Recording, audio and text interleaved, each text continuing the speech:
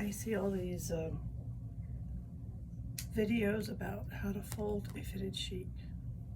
Well, you're doing fine as far as you're doing it, but I'll tell you something. Well, Mama taught me a way that you can do it standing up without the use of a fabulous table. So those of you who don't have a fabulous table or a bed to play with your fitted sheets, you take a corner. This is, you see right now it's right side out. You start with it inside out. That way you're going to end up with everything right side out. And you do the same thing the other people have told you to do, which is, but you travel down the road. So from one corner to the next corner, you put the ends together and you fold them over. You match up the seam a little bit.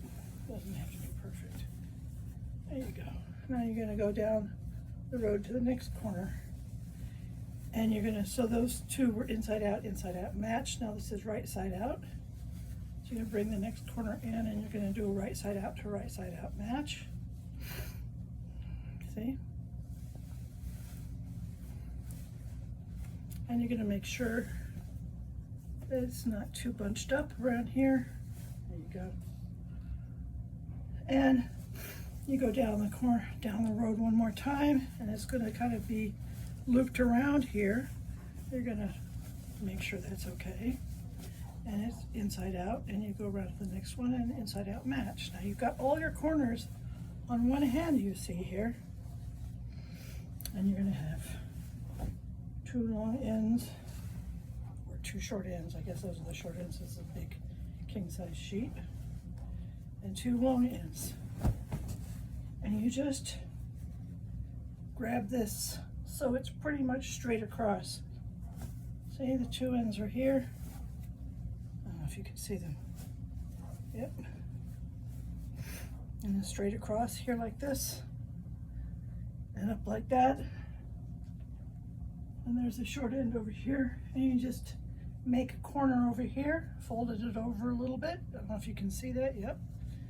And you match those corners like this.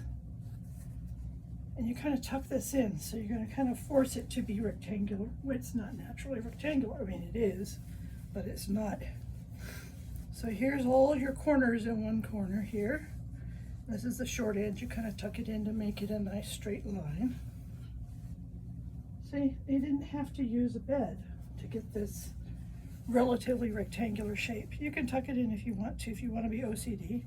Some days I do, and some days I don't.